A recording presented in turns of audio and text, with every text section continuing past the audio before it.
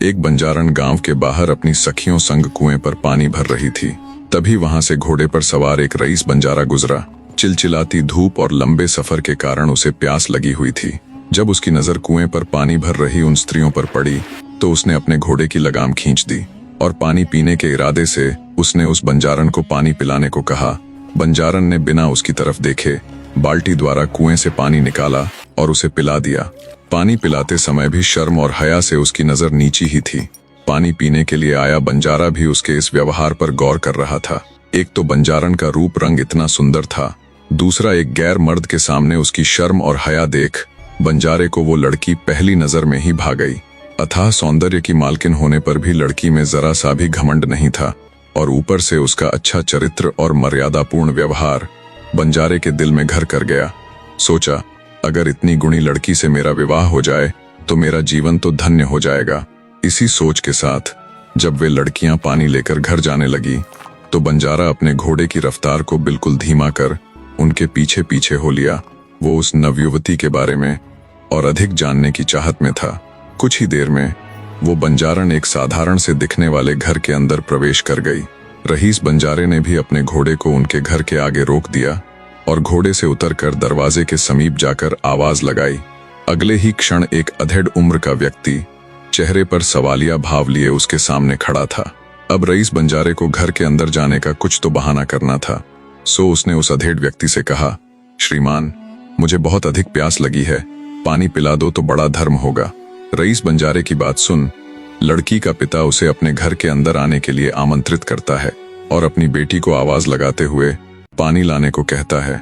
लड़की एक बार फिर से झुकी हुई नजरों के साथ बंजारे को पानी देकर घर के अंदर वाले हिस्से में चली जाती है।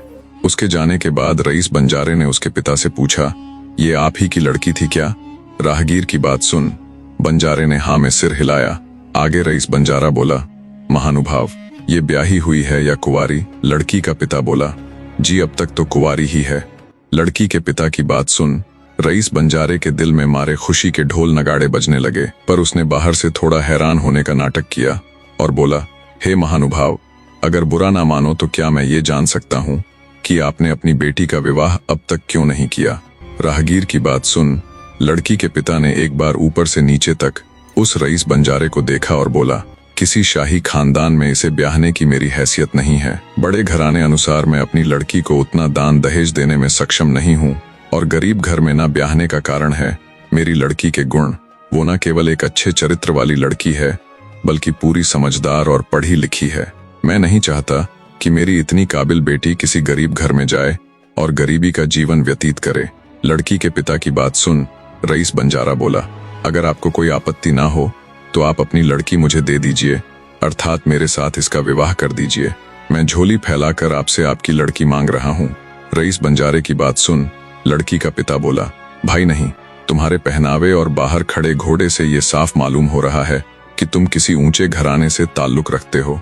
मैंने अभी कुछ क्षण पहले ही तुम्हें बताया था कि मैं ऊंचे खानदान के अनुरूप दान दहेज देने में असमर्थ हूँ, और दूसरा कारण ये है कि मैं आपको जानता भी नहीं हूँ। अभी कुछ क्षण पहले ही तो हम मिले हैं। लड़की के पिता की बात सुन रईस बंजारा बोला, हे श्रीमान, जब मैं आपसे झोली फैलाकर आपकी लड़की मांग रहा हूँ तो ऐसे में दान दहेज का तो सवाल ही पैदा नहीं होता। रही बात मेरे बारे में जानने की, तो फला फला मेरा गांव है। आप कभी भी मेरे गांव आकर मेरे बारे में जो भी चाहे मालूम कर सकते हैं। रईस बंजारे की बात सुन लड़की का पिता सोच में पड़ जाता है। फिर कुछ देर सोचकर वो उस बंजारे से कहता है, हे पथिक, मुझे इसके लिए थोड़ा समय चाहिए, क्योंकि मैं अपने भाईचारे से इस संबंध में बातचीत करके ही उचित निर्णय ले पाऊंगा और तभी आपको जवाब दे पाऊंगा। जैसा आपको ठीक लगे श्रीमान। इतना कहकर रईस बंजारा लड़की के पिता से विदा लेता है। उसके जाने के बाद बंजारे ने इस सारे माजरे से अपनी पत्नी को अवगत करवाया और बोला, जो लड़का आया हुआ था वो ऊंचे घराने का था और झोली फैलाकर हमारी लड़की को मांग रहा था। बंजारे की बात सुन उसकी पत्नी बोली, अगर ऐसी बात है तो आपको उस लड़के को हाँ कर देनी चाहिए, हमारी लड़की की जिंदगी बन जाएगी।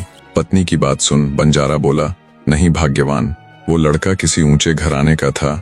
कल को कोई ऐसी वैसी बात ना हो जाए कि हमें जमीन की तरफ ताकना पड़े। अब इसका फैसला तो मैं अपने भाईचारे से बात करके ही लूंगा। शाम हुई और जब उस बंजारे के सारे भाई बंधु इकट्ठा हुए तब बंजारे ने उनके सामने भी वही बात रखी कि ऐसे ऐसे एक नवयुवक आया हुआ था और झोली फैलाकर हमारी लड़की को मांग रहा था। बंजारे की बात सुन उसके भाई बंधु और बड़े बुजुर्ग बोले, अगर झोली फैलाकर ही वो रिश्ता मांग रहा था तो तुम्हें हाँ कह देनी चाहिए। हमें नहीं लगता कि वो हमारी लड़की को किसी तरह का दुख देगा। इस प्रकार सबकी सहमति होने पर बंजारा अपनी लड़की की शादी उस रईस बंजारे के साथ कर देता है।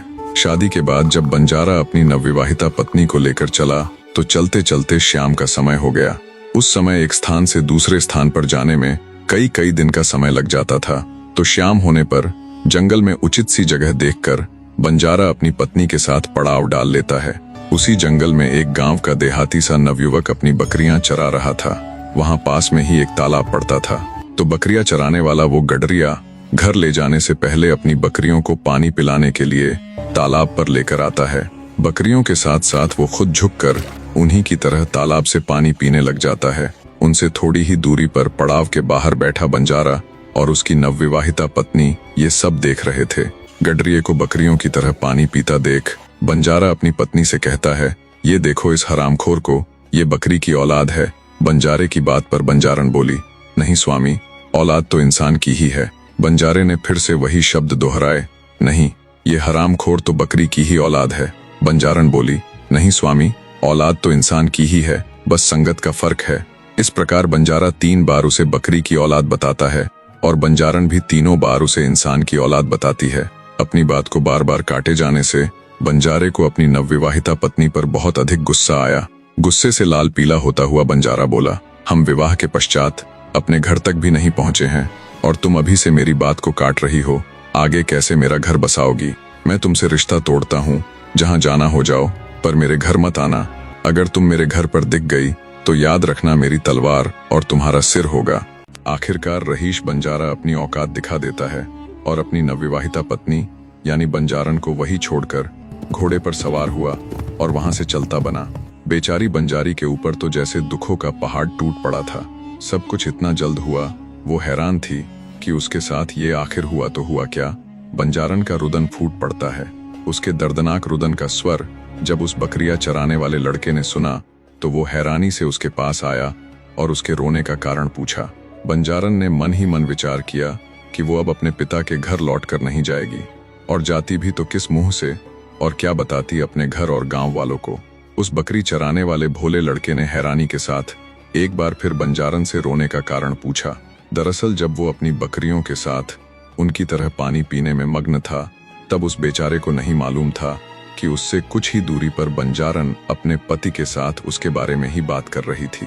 इसलिए जब उसकी नजर इस जंगल बियाबान में एक ऐसी अकेली रोती हुई स्त्री पर गई जो शादी के जोड़े में थी तो उसकी हैरानी का कोई ठिकाना नहीं था। उस भोले चरवाहे ने जब तीसरी बार सिसक रही बंजारन से उसके रोने का कारण पूछा तो बंजारन ने मन ही मन विचार कर एक योजना बनाई और अपने उस दुष्ट रहीश बंजारे पति को सबक सिखाने का निर्णय लिया। पर बंजारन जो सोच रही थी उसकी राह आसान नहीं थी।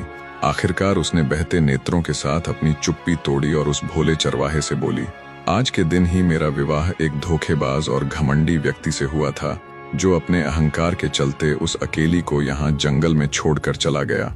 बंजारन की बात सुन भोले चरवाहे को ज्यादा कुछ तो समझ नहीं आया और ना उसने और अधिक जानने की चेष्टा की। वो बंजारन से कहता है, अगर तुम्हारे पास कोई आसरा नहीं है तो तुम मेरे साथ मेरे घर चलो। आज से तुम मेरी धर्म की बहन हुई और मैं तुम्हारा धर्म भाई। गरीब चरवाहे की बात सुन बंजारन को कुछ राहत मिली। वो चरवाहे के साथ उसके घर जाने के लिए सहमत हो जाती है। दुखों की मारी उस बेचारी के पास इसके सिवाय और रास्ता भी क्या था। चरवाहा अपनी बकरियों को हाँकते हुए घर की तरफ चल पड़ा और बंजारन भी उसके पीछे पीछे हो ली। भोले चरवाहे का इस दुनिया में एक बूढ़ी माँ के सिवाय कोई दूसरा नहीं था। जब चरवाहे के साथ दुल्हन के वस्त्रों में बंजारन उसके घर पहुंची तो उसे देख चरवाहे की बूढ़ी माँ की हैरानी का कोई ठिकाना नहीं था। इस तरह अपने बेटे के साथ विवाह के जोड़े में एक अनजान स्त्री को घर आई देख उसकी आंखें फैल गई। कुछ कहती इससे पहले ही चरवाहा अपनी माँ को जंगल में घटी पूरी घटना बता देता है और कहता है, माँ, आज से ये भी हमारे साथ रहेगी। अपने भोले भाले बेटे की बात बुढ़िया को हजम नहीं हुई। सोचा पता नहीं ये किसे ले आया है, कैसा मिजाज होगा इसका। बुढ़िया सोच ही रही थी कि बंजारन बोल पड़ी, माँ जी, मैं समझ सकती हूँ, ऐसे किसी अनजान स्त्री को अपने घर में पनाह देना आपको उचित नहीं लग रहा होगा, पर मेरा यकीन करो माँ जी, जो होगा वो बहुत अच्छा ही होगा। ना चाहते हुए भी बुढ़िया अपने बेटे और उस नवयुवती की गुजारिश सुन उसे अपने घर पर रहने की इजाजत दे देती है। बंजारन एक शिक्षित और बहुत ही समझदार युवती थी। भले ही बुढ़िया ने ऊपर वाले मन से उसे अपने घर रहने दिया हो, पर बंजारन दिल से उसे अपनी माँ और बकरियां चराने वाले भोले भाले लड़के को अपना भाई मान चुकी थी। सबसे पहले तो उसने उस चरवाहे को शिक्षा देनी प्रारंभ की, उसे ढंग से बात करना और दुनियादारी की समझ सिखाई। जब बंजारन को लगा कि चरवाहा यानी उसका धर्म भाई अब बदल चुका है, उसके तौर तरीके, बात करने का ढंग और समझ अब पहले जैसी नहीं रही, तब उसने चरवाहे को कहा, भाई एक काम करो, अब तुम अपनी इन सभी बकरियों को बेच दो। साल भर गुजरने के बाद अब बुढ़िया को भी उस पर भरोसा होने लगा था और चरवाहा तो शुरू दिन से ही उसकी हर बात मान ही रहा था। सो उसने बिना कोई सवाल किए बंजारन की बात मान ली। बकरियां बेचने उपरांत आए धन से बंजारन ने एक ठीक ठाक घर बनवा दिया और एक उच्च श्रेणी का बढ़िया सा घोड़ा ले लिया और अपने धर्म भाई से कहा, अब तुम घुड़सवारी शुरू कर दो। चरवाहे ने वैसा ही किया।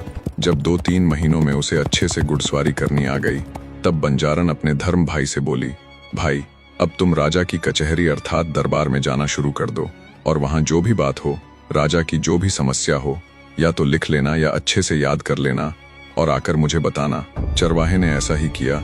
अब वो हर रोज राजा की कचहरी में जाने लगा और वहां जो भी बातचीत होती, बंजारन यानी अपनी बहन को आकर ज्यों की त्यों बता देता। एक दिन राजा ने घोषणा की कि कल घोड़ों की दौड़ होगी, सब अपने अपने घोड़ों को तैयार कर ले, जिसका घोड़ा जीतेगा उसे उचित इनाम से नवाजा जाएगा। चरवाहे ने घर आकर ज्यों की त्यों बात अपनी बहन के आगे कह सुनाई। उसकी बात सुन बंजारन के चेहरे पर सुकून के भाव उभर आते हैं।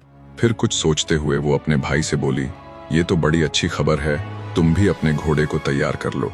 अगले दिन उसने अपने भाई के जाने से पहले घोड़े की काठी पर भोजन और पानी भरकर बांध दिया और भाई से बोली, भाई अगर तुम्हें कहीं भूख या प्यास लगे तो भोजन और पानी मैंने काठी के साथ बांध दिया है। और एक जरूरी बात, भाई तुम्हारा घोड़ा एक उच्च श्रेणी का घोड़ा है, इसलिए निसंदेह ही तुम सबसे आगे जाओगे, पर मेरी बात ध्यान से सुनो, तुम्हें ये दौड़ जीतने पर ध्यान नहीं देना है और ना ही अपने घोड़े को राजा के घोड़े के आगे निकालना है, बस उसके पीछे पीछे रहना और जो भी बातचीत हो मुझे आकर बता देना। ठीक है बहना, ऐसा ही करूंगा, कहकर चरवाहा घोड़े पर सवार हो राजमहल की तरफ निकल पड़ता है। तय समय पर राजा सहित अन्य राज सिपाही और दौड़ में भाग लेने वाले सभी अपने अपने घोड़ों को दौड़ा देते हैं। शुरुआत में चरवाहे के घोड़े से अन्य कई घोड़े आगे थे, पर धीरे धीरे करके वो एक एक घोड़े को पीछे छोड़ता चला गया और सबसे आगे चल रहे राजा के घोड़े के नजदीक पहुंच गया।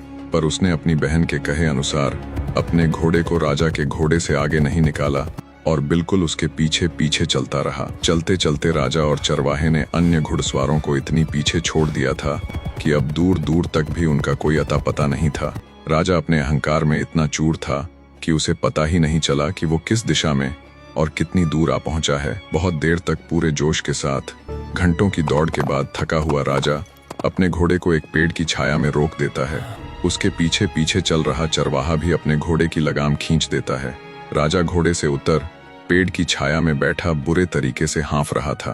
तपती गर्मी और घंटों की इस भाग दौड़ के बाद राजा के मारे प्यास के प्राण निकले जा रहे थे। जब चरवाहा राजा के समीप गया तो राजा लगातार एक ही बात कहे जा रहा था, पानी पानी। चरवाहे ने जब राजा की हालत देखी तो उसे याद आया कि उसकी बहन ने उसे पानी दिया था। उसने तुरंत अपने घोड़े की काठी से पानी की सुराही निकाली और राजा को पानी पिलाया। पानी पीकर राजा के तो जैसे प्राण वापस लौट आए थे। वो बार बार चरवाहे को शुक्रिया कहता। कुछ देर और हुई तो राजा फिर से उस चरवाहे से बोला, अब मारे भूख के मैं बेहाल हुआ जा रहा हूँ, क्या तुम्हारे पास भोजन भी है?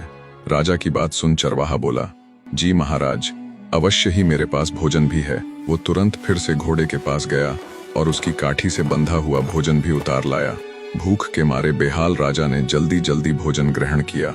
भोजन के पश्चात राजा की जान में जान आई तो उसने ध्यान देकर चरवाहे की तरफ देखा और बोला, आज तुमने मुझे बचा लिया, ये तुम्हारा मेरे ऊपर कर्ज रहा। तुम नहीं होते तो आज मेरा पता नहीं क्या होता। आगे राजा बोला, पर मैंने आज से पहले तुम्हें कभी नहीं देखा। तब चरवाहे ने अपना और अपने गांव का नाम बताते हुए कहा, महाराज, मैं तो कई दिन से आपकी सभा में आ रहा हूँ, शायद आपका ध्यान नहीं गया होगा। चरवाहे की बात सुन राजा बड़ी कृतज्ञता से उसकी तरफ देखते हुए बोला, खैर छोड़ो उस बात को। जरूरी बात तो ये है कि आज तुमने ही मेरा जीवन बचाया है। मैं आज से तुम्हें अपनी सभी फौजों का कमांडर अर्थात सेनापति नियुक्त करता हूँ। राजा की बात सुन चरवाहा बड़ा खुश हुआ। तब तक पीछे रह चुके कुछ अन्य सैनिक घुड़सवार भी वहां पहुंच गए। राजा ने उनसे पूछा, अगर कोई व्यक्ति किसी की जान बचा देता है तो उसे क्या इनाम देना चाहिए? अब सैनिकों और अन्य को ये थोड़े ही पता था कि किसकी जान किसने बचाई, सो वो कुछ न कह पाए। तब राजा ने उन्हें पूरी बात बताते हुए चरवाहे की तरफ इशारा करते हुए कहा, आज तुम्हारा राजा यानी मैं इसी की बदौलत जिंदा हूँ, इसलिए मैंने इसे आज से सभी फौजों का कमांडर नियुक्त कर दिया है। राजा की बात से वहां मौजूद सैनिक और अन्य राजसी घुड़सवारों के माथे पर सिकन उभर आई। सोचा ये कल का छोकरा हमारा सेनापति बनेगा। ये तो सरासर नाइंसाफी है। पर किसी की भी राजा के आगे बोलने की हिम्मत ना हुई। राजा अपने सैनिकों को लेकर राजमहल लौट जाता है और चरवाहा अपने घर। वहां जाकर वो अपनी बहन यानी बंजारन को पूरी बात बता देता है। उसकी बात सुन बंजारन के चेहरे पर भी सुकून के भाव आ जाते हैं। फिर कुछ सोचती हुई वो अपने भाई से बोली, भाई ऐसा करो, इस घोड़े को ज्यों का त्यों काठी से बंधा हुआ ही खड़ा रहने दो। इसकी मरहम पट्टी और चारा बाद में करना। दूसरी तरफ राजा जब राजमहल पहुंचा तो उसने रानी के आगे भी वही बात दोहराई। अगर कोई अनजान व्यक्ति किसी की जान बचा ले तो उसे क्या उपहार देना चाहिए? दरअसल उस चरवाहे को सेनापति नियुक्त करने के बाद भी राजा का दिल नहीं भरा था। वो उसका इतना बड़ा एहसान मान रहा था। राजा की बात सुन रानी बोली, कौन अनजान व्यक्ति? किसकी जान बचाई? मेरे आगे भी तुम मुहावरों में क्यों बात कर रहे हो? जो बात है वो खुलकर बताओ। तब राजा ने रानी के आगे जंगल में घटी पूरी घटना बता दी। राजा की पूरी बात सुन रानी बोली, महाराज अगर ऐसी बात है तो आपको उस नौजवान के साथ हमारी लड़की का विवाह कर देना चाहिए। वैसे भी वो विवाह लायक हो चुकी है, तो कहीं और ब्याहने से अच्छा क्यों ना उसी लड़के के साथ उसका विवाह कर देना चाहिए। आपकी बातों से लड़का गुणवान और समझदार प्रतीत होता है। राजा रानी की बात से पूरी तरह सहमत हो गया, क्योंकि अंदर ही अंदर उसके मन में भी यही चल रहा था। बस वो रानी के आगे कहने से झिझक रहा था। राजा ने तुरंत अपने सैनिकों को आदेश दिया कि उस लड़के के बारे में नगर में पता करो और उसे कहो कि राजा ने बुलाया है। हुक्म मिलते ही सैनिक उसे ढूंढने के लिए निकल पड़े। अब राजा ने गांव और नाम आदि कुछ भी नहीं बताया था, तो वो उसे ढूंढते ढूंढते जब चरवाहे के घर के आगे से गुजरे तो वहां घर के आंगन में उन्हें वही घोड़ा खड़ा हुआ दिखाई दिया। सैनिक तुरंत घोड़े से उतरकर घर के अंदर गए तो बंजारन वही घर के आंगन में बैठी हुई थी। उसे देख सैनिकों ने उससे घोड़े के घुड़सवार के बारे में पूछा तो बंजारन कुछ सोचते हुए बोली, इसका घुड़सवार तो अब तक घर नहीं लौटा है, केवल घोड़ा ही वापस आया है। दरअसल बंजारन अंदर ही अंदर सोच रही थी कि उसके भाई को सेनापति बनाने से चिढ़कर राज सैनिक उसके साथ कुछ उल्टा सीधा ना कर दे। घुड़सवार ना मिलने से निराश होकर सैनिक राजमहल लौट गए और राजा को बताया कि महाराज फलां फलां गांव में हमने घोड़े को तो ढूंढ लिया, पर उसके घर वालों ने बताया कि उसका घुड़सवार अभी तक नहीं लौटा है, केवल घोड़ा ही वापस आया है। राजा ने विचार किया तो समझते देर ना लगी कि सैनिकों के मन में खोट ना हो, इस कारण उन्होंने जरूर उसके बारे में झूठ कहा होगा। अंततः राजा खुद अपने कुछ सिपाहियों के साथ उस चरवाहे के घर जाता है। चरवाहे के घर पहुंचकर आंगन में मौजूद बंजारन से घुड़सवार के बारे में पूछा तो इस बार भी बंजारन ने वही जवाब दिया। तब राजा बोला, जो तुम्हारे मन में वहम है उसे निकाल दो, मैं खुद राजा ही हूं। तब बंजारन बोली, माफ कीजिएगा राजन, वो अंदर सो रहा है, मैं उसे अभी जगा देती हूं। इस तरह राजा चरवाहे को लेकर राजमहल लौट आता है और आधिकारिक तौर पर उसे सेनापति घोषित करते हुए सभी तौर तरीके समझा देता है। सेनापति घोषित करने के बाद राजा ने गडरिये अर्थात चरवाहे से कहा, अगर तुम्हें मंजूर हो तो मैं अपनी बेटी का विवाह भी तुम्हारे साथ करना चाहता हूँ। राजा की बात सुन गडरिया बोला, क्षमा करे महाराज, पर इसका फैसला तो मैं एक बार घर बात करके ही ले सकता हूँ। गडरिये की बात सुन एक बार को राजा को बड़ी हैरानी हुई कि मैं इसके साथ अपनी बेटी का विवाह करना चाहता हूँ और ये सीधा रिश्ता स्वीकारने की बजाय घर पर बात करने को कह रहा है। राजा ने कहा, ठीक है, जैसा तुम्हें उचित लगे। चरवाहा घर आकर बंजारन को राजा के दिए विवाह प्रस्ताव के बारे में बताता है। भाई की बात सुन बंजारन को बहुत खुशी हुई। जैसा उसने सोचा था सब कुछ उसके अनुसार ही हो रहा था। उसने बड़ी ही सहजता से अपने भाई को राजा का दिया विवाह प्रस्ताव स्वीकारने को कहा। गडरिये के विवाह स्वीकारने के बाद तय समय पर राजा अपनी बेटी का विवाह गडरिये के साथ कर देता है। दिखने और दिल का साफ होने के कारण राजा की लड़की भी उससे विवाह करके खुश थी। राजा ने अपनी बेटी को अपार धन संपत्ति तो दी ही, उसके साथ साथ अपना आधा राज्य भी उस गडरिये को दे दिया। गडरिया अब एक गडरिया ना होकर एक राजा बन चुका था। वो अत्यंत भावुक होते हुए अपनी धर्म बहन यानी बंजारन के पास जाता है और कहता है, बहन, ये तुम्हारे दिए हुए ही दिन हैं जो तुमने एक मामूली से गडरिये को राजा बना दिया। इतना सब करने के बावजूद तुमने आज तक कुछ भी नहीं मांगा बहना। मैं चाहता हूँ आज तुम मुझसे कुछ भी मांग लो, जो मांगोगी वो तुम्हारा होगा। भाई की बात सुन बंजारन के चेहरे पर सुकून के भाव आ जाते हैं।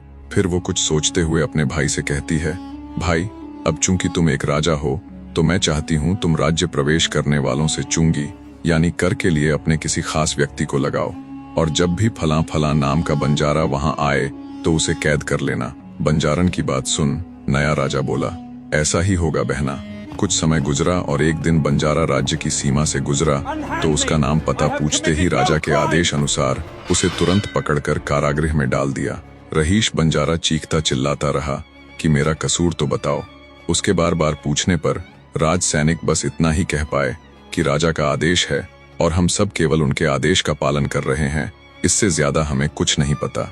बंजारे को कारागृह में डालने के बाद सैनिक राजा को सूचित कर देते हैं कि उन्होंने उनके कहे व्यक्ति को पकड़ लिया है और उसे कारागृह में बंद कर दिया है। राजा तुरंत इसकी खबर अपनी बहन को देता है। बंजारे के कैद कर लिए जाने की खबर सुन बंजारन के चेहरे पर गहरी शांति के भाव आ जाते हैं। कितने ही समय से उसने इस पल का इंतजार किया था। अपनी बहन के चेहरे पर अपार शांति के भाव देख राजा बोला, बहना, क्या अब तुम मुझे बताओगी कि कौन है वो व्यक्ति जिसे हमने कैद किया है? अपने भाई के चेहरे की उत्सुकता देख बंजारन बोली, भाई, याद है तुम्हें वो जंगल की मनहूस श्याम, जब मेरे पति ने मुझे विवाह के प्रथम दिन ही अपने अहंकार के चलते बीच रास्ते ही छोड़ दिया था। राजा बोला, हाँ बहना, मुझे याद है। बंजारन आगे बोली, भाई, हमारी कैद में बंद कोई और नहीं बल्कि वो मेरा अहंकारी पति ही है। ये सुनकर राजा चौंक जाता है। बंजारन आगे कहती है, भाई, मैंने वर्षों इसी बात की कल्पना की थी कि एक दिन तुम इस काबिल बन जाओ कि मैं उसे सबक सिखा सकूं, और आखिरकार वो समय आ ही गया जब वो दुष्ट व्यक्ति आपकी कैद में है। बंजारन की बात सुन राजा को बड़ा ताज्जुब हुआ, पर उसने और कोई सवाल जवाब नहीं किए।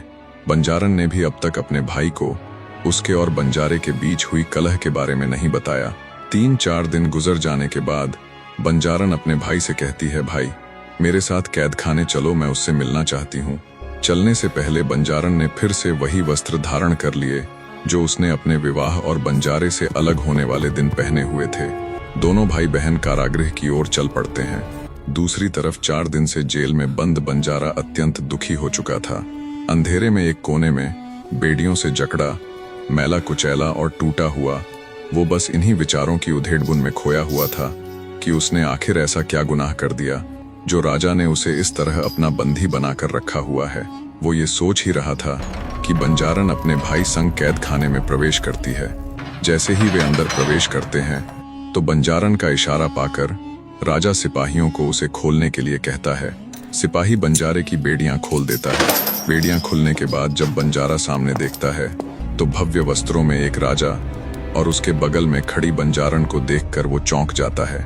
सामने खड़े राजा यानी उस गडरिये को तो वो नहीं पहचान पाया, पर बंजारन को पहचानने में उसे एक क्षण भी नहीं लगा। उसे देख बंजारा पूरी तरह भौंचक्का सा रह गया। उसने सपने में भी उम्मीद नहीं की थी कि एक दिन ऐसे किसी हालात में वो उसके सामने आ खड़ी होगी। बंजारन बिना कुछ बोले बस बंजारे के चेहरे के बदलते भावों को गौर से देख रही थी। आखिरकार हिम्मत करके शर्मिंदगी और हैरानी के मिले जुले भावों के साथ टूटे शब्दों में बंजारा बोला, तुम यहाँ? बंजारन कुछ देर चुप्पी के बाद बोली, ओह, तो तुमने मुझे पहचान लिया। तब तो तुम्हें जंगल की वो श्याम भी जरूर याद होगी। बंजारन की बात सुन बंजारा सहम जाता है। एक क्षण में उसके आगे उसका किया धरा घूम जाता है। अगले ही क्षण वह घुटनों के बल गिर जाता है और गिड़गिड़ाते हुए कहता है, मुझे माफ कर दो, मैं अहंकारी था, पागल था, मुझे नहीं पता था कि मैं क्या कर रहा हूँ। एक दिन भी ऐसा नहीं गया जब मुझे अपने किए का पछतावा ना हो। मैंने तुम्हें ढूंढने की बहुत कोशिश की ताकि मैं अपने किए को ठीक कर सकूं, पर सफल ना हुआ। आखिर तुमने ही मुझे ढूंढ लिया। अब चाहे जो सजा दे दो, मुझे मंजूर है। अपने सामने बंजारे को यूं गिड़गिड़ाते देख बंजारन बोली, मैं तुम्हें कोई सजा देने नहीं आई, बल्कि मैं तो तुम्हें केवल आईना दिखाने आई हूँ, सबक सिखाने आई हूँ। क्या कहा था तुमने उस दिन उस गडरिये को? बकरी की औलाद। ये बकरी की औलाद है जो कभी नहीं बदल सकता, ये जीवन भर बकरी की औलाद ही रहेगा। यही शब्द थे ना तुम्हारे? इतना कहकर बंजारन राजा की तरफ इशारा करते हुए कहती है, यह देखो, ये वही है जिसे तुमने बकरी की औलाद कहा था। आज यही बकरी की औलाद इस राज्य का राजा है और तुम इसके कैदी। बंजारन की बात सुन बंजारा सन्न रह जाता है, उसका मुंह खुला का खुला रह जाता है। पल भर के लिए वो राजा की ओर देखता है और उसे पहचानने की कोशिश करता है। गडरिया यानी राजा शांत खड़ा ये सब देख और सुन रहा था। उसे समझ आ रहा था कि क्यों उस दिन इस कपटी बंजारे ने मेरी बहन को छोड़ दिया था। सब कुछ समझ आने के बाद भी गडरिया यानी राजा बिल्कुल शांत था। आगे बंजारन बोली, तुम अमीर थे, ऊंचे घराने के थे, इसलिए तुम्हें लगा कि गरीब व्यक्ति तुम्हारे सामने तुच्छ है और तुम ही सबसे सर्वश्रेष्ठ हो। दूसरी तरफ मेरा भाई, जिसने मुझे एक अनजान स्त्री को अपने घर में आसरा दिया, माँ का प्यार मिला और भाई का सम्मान भी दिया, और तुमने मेरे साथ क्या किया? बीच जंगल में मुझे यूं ही ठुकरा दिया। अब बताओ तुम किसकी औलाद हो, इंसान की या हैवान की? बंजारन की बात सुन बंजारे का सिर मारे शर्म के झुक गया और उसकी आंखें पश्चाताप के अश्रुओं से भीग गई। हिम्मत करके बंजारा इतना ही कह पाया, तुम बिल्कुल ठीक थी, ये तुमने साबित करके दिखा दिया, और अहंकार के चलते मेरी ही बुद्धि मलिन हो गई थी। कुछ देर सब मौन खड़े रहे। बंजारन के अंदर अब गहरा सुकून था। जो सबक वो अपने अहंकार में डूबे रहीश बंजारे पति को देना चाहती थी, वो दे चुकी थी। बंजारे ने आगे बढ़कर राजा के सामने हाथ जोड़कर उसे बुरा भला कहने के लिए क्षमा मांगी। राजा ने उसके कंधे पर हाथ रखकर सांत्वना दी और बोला, कोई बात नहीं, हमारे यहाँ एक कहावत है, अगर सुबह का भूला शाम को घर लौट आए तो उसे भूला नहीं कहते। बंजारन फिर से आगे आती है और बंजारे से कहती है, अगर तुम्हारी उस तलवार को जंग लग गया हो जिससे तुम मेरी गर्दन काटने वाले थे, तो मैं फिर से तुम्हारे साथ अपना जीवन व्यतीत करना चाहती हूँ। तलवार वाली बात सुन बंजारा पहले भावुक और फिर बंजारन के फिर से साथ चलने के प्रस्ताव से भाव विभोर हो उठा और बोला, प्रिय, जब मैंने तुम्हें पहली बार कुएं पर देखा था तब से मैंने सिर्फ तुम्हें ही चाहा है, इसलिए मैंने तुम्हारे पिता से सिर्फ तुम्हें ही मांगा। हाँ, कुछ समय के लिए मेरी बुद्धि मलिन हो गई थी, पर मेरा यकीन करो, मैंने हर दिन तुम्हें खोजने का प्रयास करते हुए अपने किए के पश्चाताप में गुजारा है। घर वालों ने मुझ पर दूसरी शादी का भी बहुत दबाव दिया, पर मैंने ऐसा नहीं किया। मेरी पहली और आखिरी चाहना केवल और केवल तुम ही हो। मैं किस मुख से तुम्हारा शुक्रिया अदा करूं कि तुमने मुझ जैसे नीच व्यक्ति को फिर से मौका दिया। बंजारे की बात सुन बंजारन के साथ साथ वहां मौजूद बंजारन के भाई यानी राजा की भी आंखें भर आती है। बंजारा आगे बढ़कर अपनी पत्नी का हाथ पकड़ लेता है और उसकी आंखों में देखता हुआ बोला, मैं तुमसे वायदा करता हूँ, जब तक मैं जीवित हूँ तुम्हारे जीवन में किसी प्रकार का दुख नहीं आने दूंगा। इतना कहकर वो उसे गले लगा लेता है। राजा खुशी खुशी अपनी बहन को बंजारे के साथ विदा कर देता है। इस प्रकार बंजारन ने न केवल अपने पति के अहम को तोड़ा, बल्कि अपने भाई का जीवन पूरी तरह बदल कर ये साबित भी किया कि किसी भी इंसान को कम नहीं आंकना चाहिए, क्योंकि सफलता और खुशी के लिए जरूरत है तो सही मार्गदर्शन की। निष्कर्ष, इंसान को उसके कपड़ों और उसके धन से या उसके काम से नहीं पहचाना जाता है तो उसके संस्कारों से, उसके व्यवहार से और मुश्किल वक्त में उसकी इंसानियत से। रहीश बंजारे के पास सब कुछ था पर इंसानियत नहीं थी। उसके उल्ट गडरिये के पास कुछ भी नहीं था पर दिल बड़ा था।